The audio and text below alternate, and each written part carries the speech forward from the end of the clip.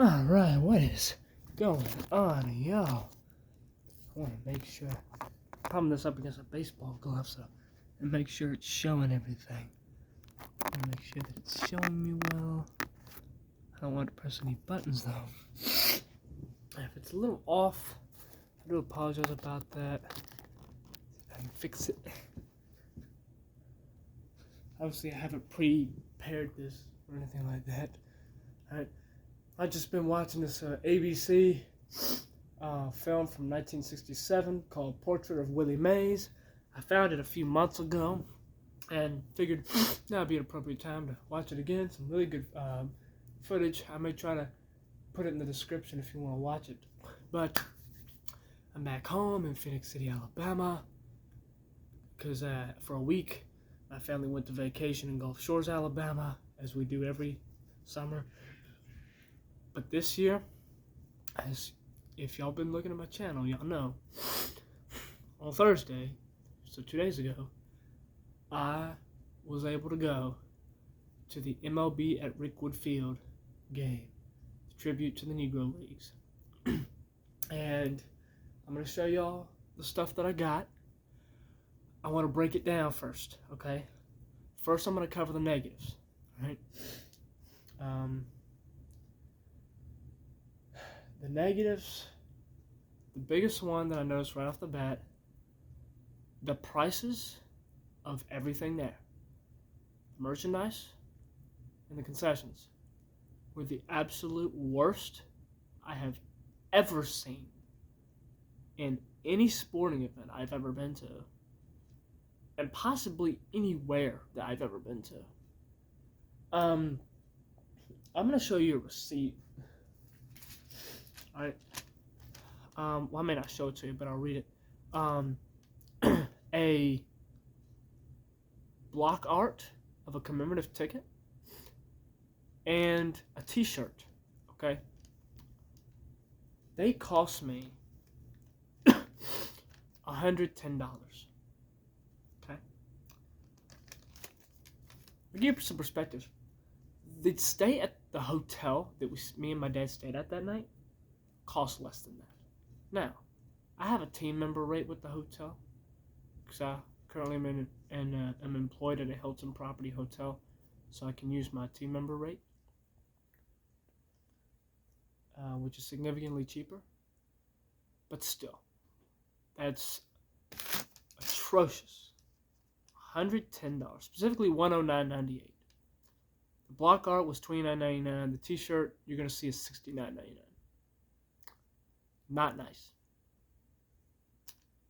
I mean, I was gonna get it anyway, and I was prepared to pay for it. But I shouldn't have to pay that much. No one should. And that's the big one.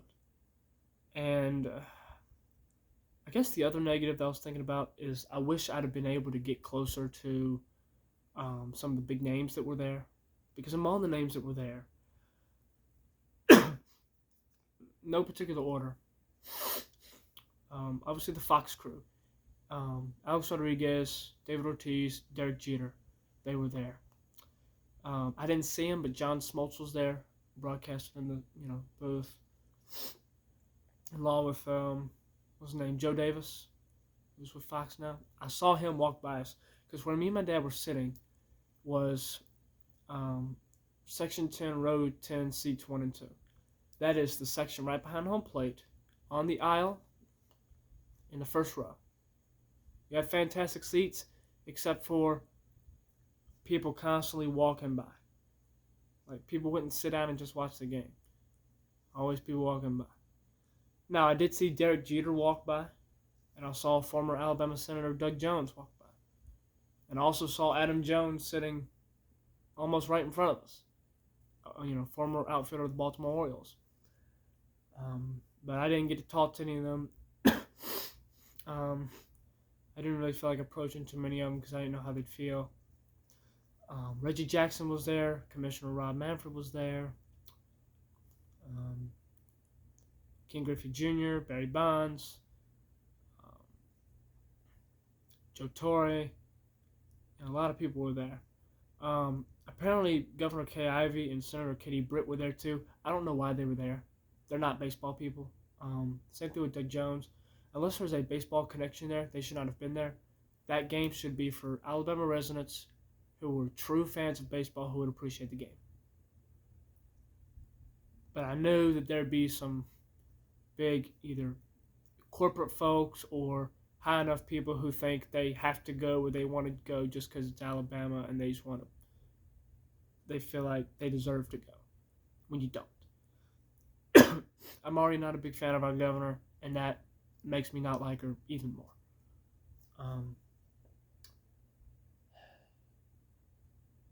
I'm not saying we should have voted for Walt Maddox to be governor. I'm saying we need to have better options. But she's in her final term right now anyway. So in 2026, you best believe I'll be making sure I'm voting.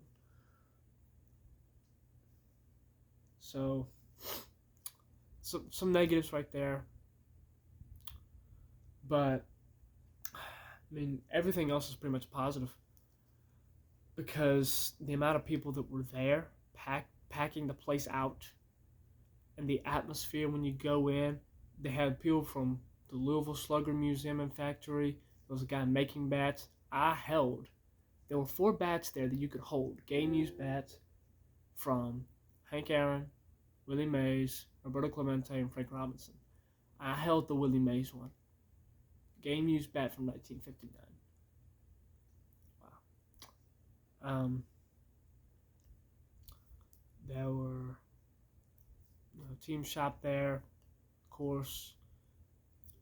There was a lot of stuff on display. The visiting clubhouse was open. The home one might have been too, but I didn't go in there. The official Hall of Fame plaque of Willie Mays was brought from Cooperstown, New York, into the conference room at Rickwood Field. And all sorts of stuff for sale.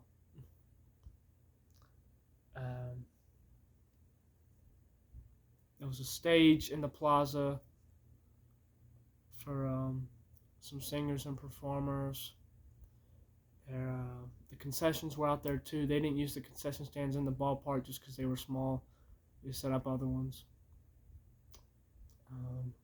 They had the starting lineups written on the chalk lineup board when you first enter the ballpark structure.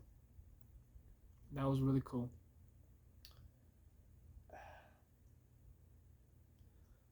Something on my mind. It was just kind of weird. When I was in that conference room, there was a line to see the Willie Mays plaque, and then you go around, there's some other stuff there, for sale. And I figured, well, on my scorecard, there's this stamp there. You could get stamped for the game, and I'm going to stamp it on my scorecard. And there's just some nerd that says, oh, no, you can't do it. You got to have this passport because the person who makes that spends a lot of money on it. You got to have the passport. I was like, dude, it's freaking ink. But I was like, I didn't even feel like arguing with him because this guy was like, I mean, you could tell he was just a big nerd. So I was like, I'm not wasting my time on this guy. Like, fine. It's like, I bet that guy's not even from Alabama. Screw him. So, I wasn't going to give him the respect of more of my time. So, I was like, fine. So, I got out of there, and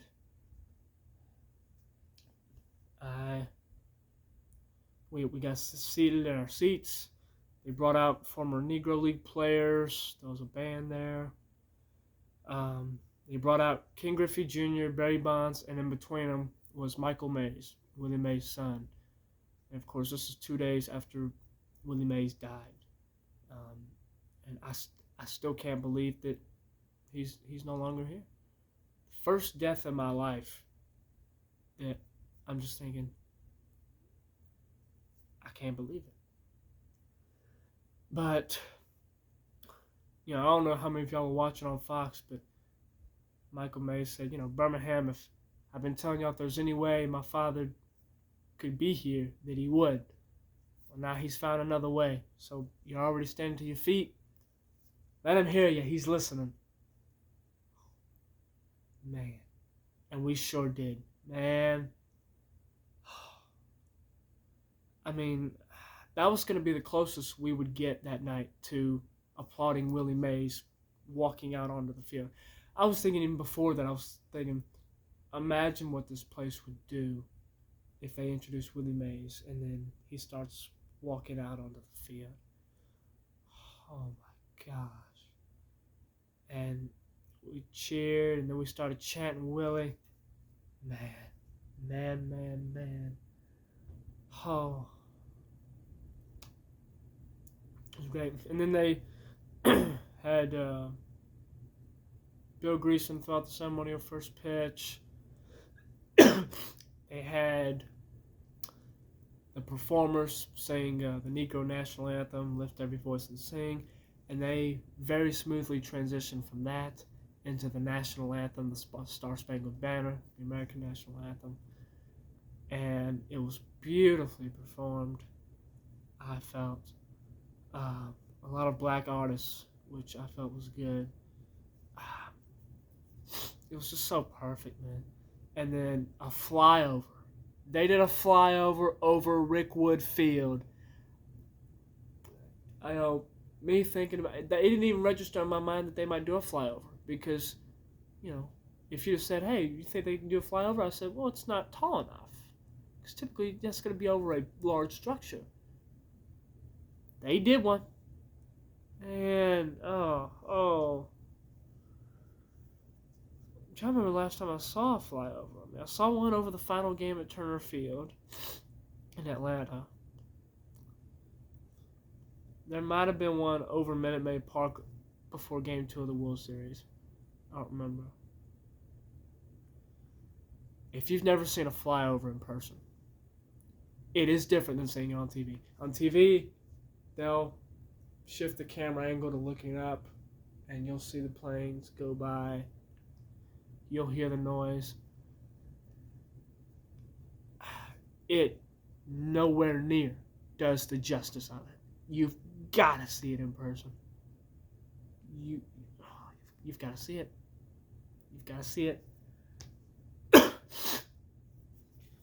first all-black umpire crew was in that game, and the second base umpire instructed me at my second time through umpire school. And he's full-time now. This is his second season full-time. And he's good. He's a good umpire. He's number 44. He took that number after Kerwin Danley retired due to he had too many concussions. Very unfortunate. He was the first black crew chief. Danley was. But now Malachi Moore has 44.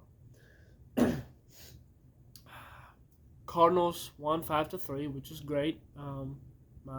I got somebody I umpire with during the high school season. He's a Cardinals fan. I'm sure he was happy to see that. It's my first time ever seeing the Cardinals. This was my first National League Baseball game that I ever watched in person that did not have the Braves in it, too. I'll go ahead and show y'all what I got. So, when I got there, they had scorecards, which if you don't know, a scorecard is the baseball lingo for a program, all right? A lot of times I'll still use program. This one says program right here, but, just baseball has its own language sometimes, so it's a scorecard. There's a, old adage, you can't tell the players without a scorecard. Well, that was coined by Harry M. Stevens, who sold his product in baseball games. And scorecards because you can keep score during a baseball game. And typically in the middle of it, there's a place for you to keep score. There's a scorecard. These were them. $10. I think that's way too much. The Braves gives out things like this for free. And you can see there, facade, ballpark, back of it. Inside, there's a paper, like a timeline of baseball's integration. I don't know if y'all can see that. On the back is a picture of Josh Gibson. And there's a timeline of integration in the United States and in baseball.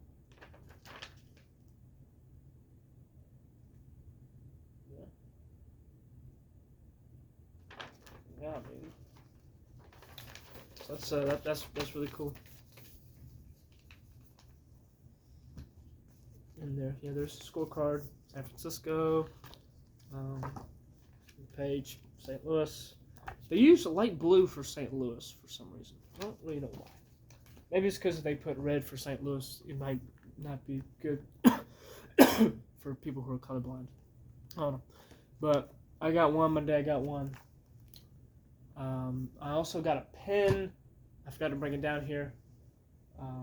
But it had the Rickwood Field logo, and then it had the logos of the San Francisco Seals and the St. Louis Stars. You can see these logos on this commemorative ticket block art. Hopefully you can see that. Right. This was $35. And actually there were QR codes around the ballpark for you to buy a commemorative ticket. And I did that. And that was like $25. I didn't get a clear protector. Clear protector was, it would have made the cost $40. I said, I'll just get the ticket. It's just a shame. Like, why is...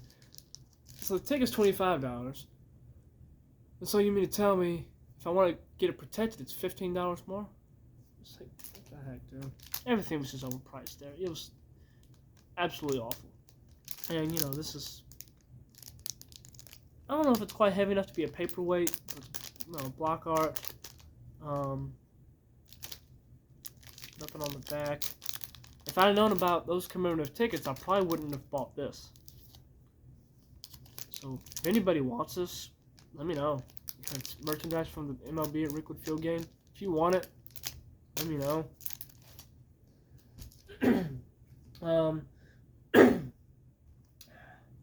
In the fifth inning, after the fifth inning, the standard thing they do during postseason games or during other promotional games like this, the stand up to cancer. When everybody in the ballpark holds up that black sign with a blank space where you can write in who you stand up to cancer for. They did that. The signs they gave us, they told us what to do on the back. This is my dad's, this is mine. If you want to read that, this is what those look like. They're taped onto the seats. I hope you can see it. You can pause it and read the rest of it if you want to. What I don't like about them is they already had something filled in. This is printed. I wish there was a blank space where we could write in somebody. Mine said loved ones. My dad said those we've lost. Actually, his is thicker than mine. I just realized that. Mine's not as thick as his. Oh well. But, so that was cool. And at a concession stand, when I went to go get a hot dog and Cracker Jacks or Coke, which, by the way, they didn't have Cracker Jacks. A baseball game without Cracker Jacks. But the one thing that was free was these stickers that did have a blank. I could just grab them there. It's like, finally, something's right. I was fully expecting someone to say, oh, that's $8. But no. They said I could take one. Like, thank gosh.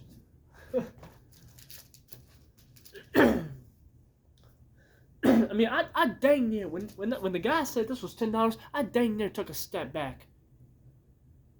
I was like, what the frick?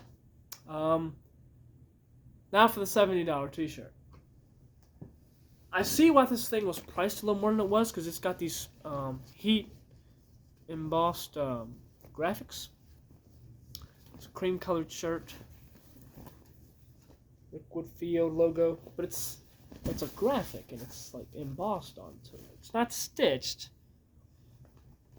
See, it's, you know. The brand is on this sleeve. You got the logo patch on this sleeve. On the back, you've got the Giants and the Cardinals, as well as the brand up there. Very, very cool.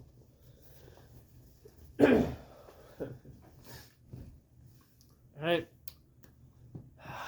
Overall, also on the shirt, there's a, on the tail of it, there's an MLB logo. Right? So, that's on there as well. overall, the event was fantastic. I felt so much pride that night that all these big names in baseball were descending upon my state, and even Red Rum, depending on or coming down to his city.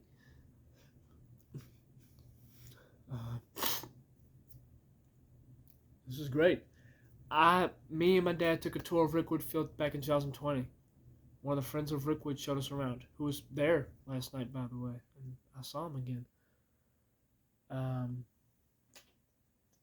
And we got back in the car, and at first my dad didn't want to take the tour because it was the day before, and we were arranging it.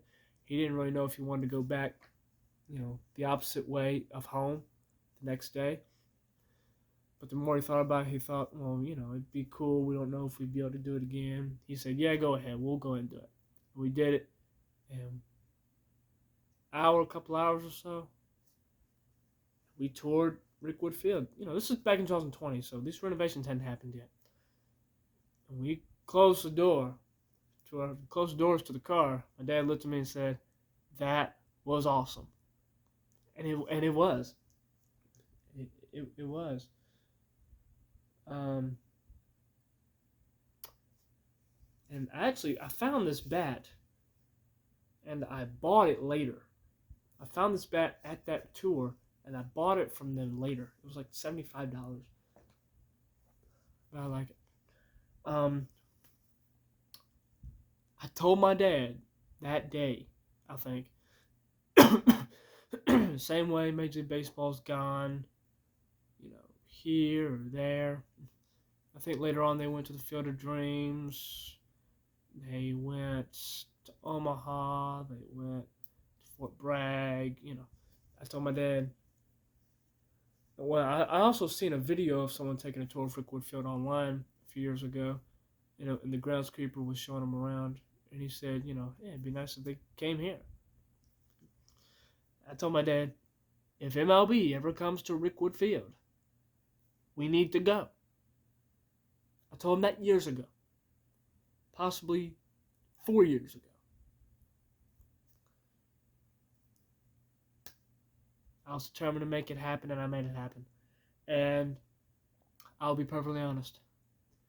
I've been asked, say, how does this match up to all the other sporting events you've ever been to?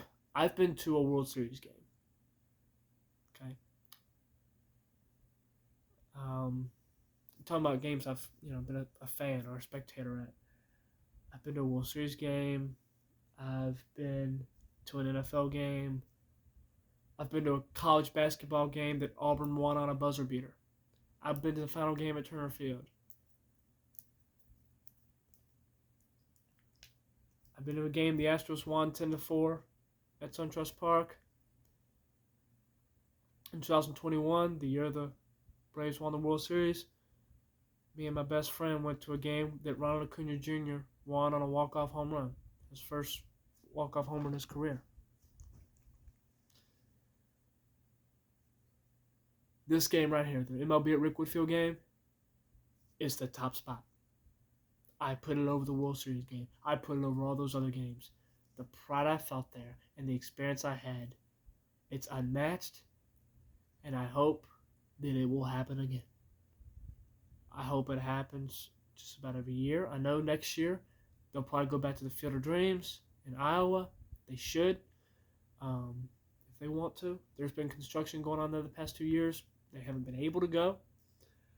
But if they can come back to Rickwood Field too, I want them to. Next year, you may want to have an American League matchup. Maybe have like the A's and the White Sox. Because White Sox are the current affiliate of the Barons, current parent club of the Barons. The A's had a very successful minor league club in Birmingham. Maybe you do that or some combination. Next time you want to have a National League matchup, Pirates and Phillies. They both had spring training at Rickwood Field at one time or another. I think back in the 40s. if you ever wanted to, I was thinking about this earlier today, this evening. If you're having a tribute to the Negro leagues at Rickwood Field, if you ever wanted to go a little bit later and celebrate how MLB integrated and now we no longer need the Negro leagues, you can go into the expansion era. You know what that means? That's when the Astros could show up. The Astros and the Mets. And you best believe, if the Astros turn up to wear the 1971 Orange Crush uniform, and they're playing against another team that's got a good classic-looking uniform too, you'd probably want to have an expansion era team. The Mets, Padres, or Expos, which would be the Nationals. They don't have to be a National League team, though. But the Astros are wearing this uniform. Oh, you can best believe I'm going to be there. Some way, shape, or form, I'm going to be there. I'm going to talk to whoever I got to. I might even apply for one of the jobs because they were hiring for positions for this game. I may try to be a clubhouse attendant for the Astros that day. And just let me watch the game, get in the game. Particularly if guys like Larry Durker, Doug Rader, Johnny Edwards, Norm Miller, Cesar Cedeno, if they're going to show up, as well as all the other names I've mentioned, they showed up to this game. But regardless of what teams show up when, I hope Major League Baseball comes back to Rickwood Field very, very soon. It was amazing to see Rickwood Field dressed up and renovated and to see professional baseball back at Rickwood Field. This is the first game I'd ever seen at Rickwood Field, but I know they'd hosted games before. At the Rickwood Classic, the minor league game every year, they did that on Tuesday. Now they're getting to do that again. The Barons are able to do that now because minor league baseball allow them to, since it has the new professional standards back up in the ballpark. So this is just a new beginning for Rickwood Field. This is not the top. This is not the climax. This is just a beginning. So I appreciate y'all. I appreciate Major League Baseball for helping me get those tickets and for putting on a spectacular event. Thank y'all very much.